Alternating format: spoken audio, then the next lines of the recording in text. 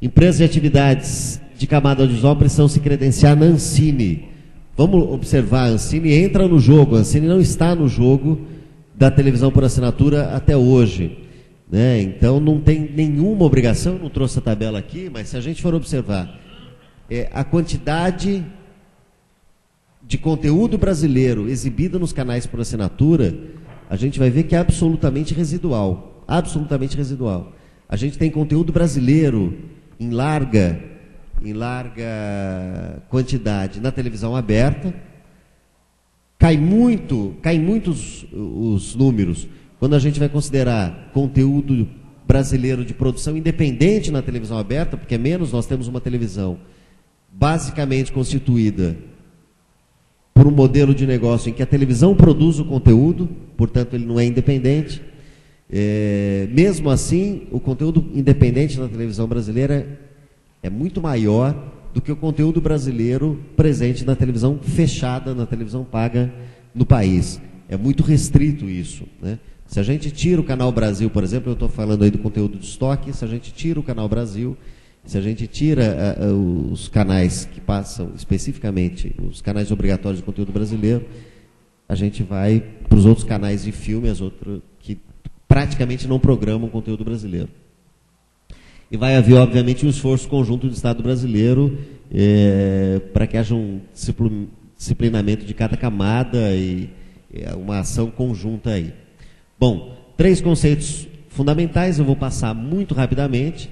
Um conceito é o espaço qualificado, que a lei apresenta, que é um espaço total do canal de programação. Basicamente são filmes de longa-metragem, seriados de ficção, documentário e animação que tem que estar no canal. Esse é o espaço qualificado.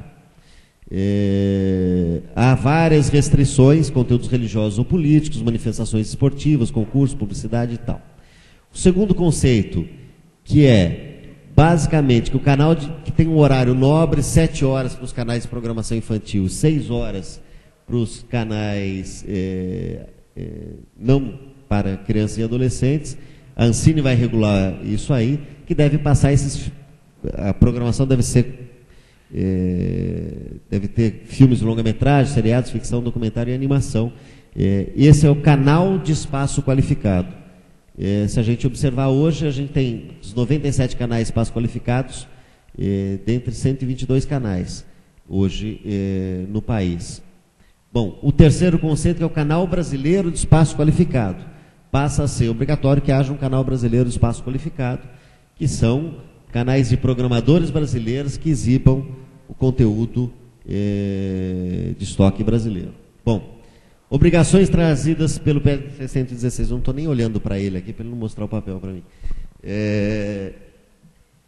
Tem que ter uma cota canal, as programadoras têm que ter o conteúdo brasileiro lá sendo exibido, as empacotadoras têm que colocar canais brasileiros de conteúdo qualificado. Bom, a cota canal, inclusive, disciplina sobre pay-per-view, sobre vídeo por demanda, mas essa regra terá uma progressividade de 3 anos, sendo 1/3 no primeiro ano, 2/3 no segundo e completa no terceiro ano. E a cota pacote, em todos os pacotes ofertados ao assinante, a cada 3 canais de espaço qualificado existentes no pacote, ao menos um deverá ser canal brasileiro de espaço qualificado. Tá certo? A cada 3 canais, um tem que ser brasileiro de espaço qualificado, ou seja, conteúdo de estoque para passar filmes, documentários, seriados, etc, etc. Mas há um limite de 12 canais, ou seja, pacotes entre 36 e 50 canais, eles vão cumprir a mesma cota. Aí é mais ou menos um desenho do que nós temos hoje. Canal adicional de jornalismo. Sempre que houver um canal brasileiro de jornalismo no pacote, outro semelhante deve ser fornecido no mesmo pacote. Ou seja, um canal hoje que tenha a Globo News, eu estou citando nomes, mas podem ser outros canais que surjam. Tem que ter a Record News, ou seja, tem que haver ou a CNT News ou o SBT News, o que tiver de canal de jornalismo. Se já tem um, o pacote vai ter que oferecer sempre em busca da diversidade, desde que esses canais não sejam coligados, não mantenham vínculo ou associação.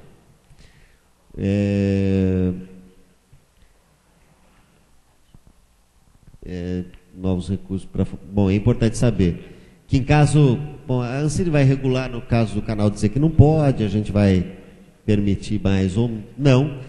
Em síntese, e aí eu já estou caminhando rapidamente para o fim. Em síntese, o PLC 116 define os agentes econômicos e as suas respectivas atividades. Incorpora as empresas de telecom na operação de provimento de conteúdo audiovisual. Segrega a distribuição das atividades, segrega as atividades, a distribuição das atividades de produção, programação e empacotamento, são atividades distintas. Cria as cotas de conteúdo nacional que ocorrem em diversos países, que já ocorrem em diversos países, e amplia as ferramentas de financiamento para a produção de conteúdo independente. Bom, com isso, é importante observar, hoje o marco regulatório e o que a Ancine faz é basicamente um apoio à produção independente brasileira. Esse novo arranjo institucional vai promover um maior equilíbrio, regulação e fomento. Hoje a gente fomenta muito mais do que regula. Regula só a partir do fomento. Vai haver um equilíbrio maior. E vai se possibilitar fazer um fomento, bom, um fomento considerando o conteúdo e não só a obra específica, que é hoje basicamente o que a gente faz, considerando que os conteúdos são multiplataformas muitas vezes, tem perspectivas de interatividade e se abrirá a possibilidade de novos modelos de negócio. Bom, nós estamos finalizando agora, esse é o penúltimo slide, o plano de metas, de diretrizes e metas para o audiovisual. É bom lembrar que o Congresso Nacional aprovou e o presidente Lula sancionou em dezembro do ano passado o que é o Plano Nacional de Cultura. Esse Plano Nacional de Cultura precisa de um plano de diretrizes e metas. No caso do audiovisual, nós nos relacionamos diretamente com o Conselho Superior de Cinema. E nós apresentamos no Conselho Superior de Cinema essa semana um documento que ainda vai entrar em consulta pública no começo do mês de agosto, discutindo o plano de diretrizes e metas para o audiovisual para os próximos, até 2020, os próximos 10 anos. Né? Eu selecionei aqui 5 metas, considerando que são 13, uma meta geral e 12 metas específicas. Eu não vou falar sobre elas, mas a expectativa é um desenho que não é só daquilo que o Estado pode fazer, aquilo que o Estado deve fazer, mas é um desenho de diretrizes e metas para onde a gente entende que vai o audiovisual brasileiro, considerando o novo marco regulatório, inclusive, e a situação econômica que a convergência tecnológica proporciona. Vale observar, vale saber que a todos os setores da cultura interessa uma economia do audiovisual robusta e diversificada. Por que eu falo em cultura aqui? Porque a Ancine é uma agência que está sob o guarda-chuva do Ministério da Cultura. A provocação que o Pedro fez, a qual eu fiz referência aqui, de aproximar audiovisual e comunicação, é também uma provocação de aproximarmos a militância do audiovisual, a militância da cultura, da militância da comunicação.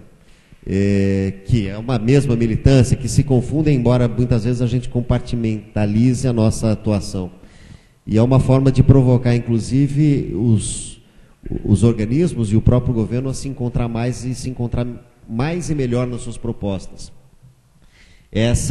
Esse debate interessa para todo mundo, interessa para a gente, para os militantes da cultura, porque possibilita várias oportunidades, desde as oportunidades econômicas até as oportunidades de afirmação do nosso conteúdo, da nossa criatividade e da nossa diversidade cultural, de opiniões e de pontos de vista. Esse é um grande desafio que se coloca para a gente, não só no debate do PLC 116, mas nessa provocação que o movimento faz, eu acho que o movimento faz bem, de chamar a Ancine, de chamar a BCV, no caso, a BCV nos chama para vir para o debate. Nós estamos muito concentrados, obviamente, no debate sobre o PLC 116, que está em fase de votação no Senado, nós imaginamos que vai ser votado no mês de agosto, ainda que essa expectativa se renove mês a mês. A gente achava que era fevereiro, que era março, agora a gente acha que vai ser agosto. O relator é baiano, mas a dificuldade no Senado não se deve ao Walter Pinheiro, mas a dificuldade no Senado se deve aos vários interesses que estão colocados ali, tá certo? Se não houver mudança, vai para a sanção presidencial, se não volta para a Câmara. O PLC 116 talvez seja a maneira mais rápida e mais eficiente que a gente encontra agora de participar mais ativamente dos debates do marco regulatório da comunicação, ainda que a LGT seja um debate muito mais amplo do que o PLC 116 se propõe a fazer. Desculpe-me pela correria da apresentação, mas eram vários slides e eu queria apresentar para vocês um pouco daquilo que a gente está fazendo em relação ao PLC 116 e como a gente encara esse debate. Obrigado.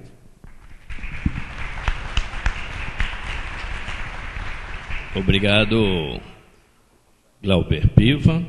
Eu também quero desculpar, porque eu sempre fiquei incomodando aqui os palestrantes em relação ao tempo. Então, eu passo agora para o deputado e colega Emiliano José.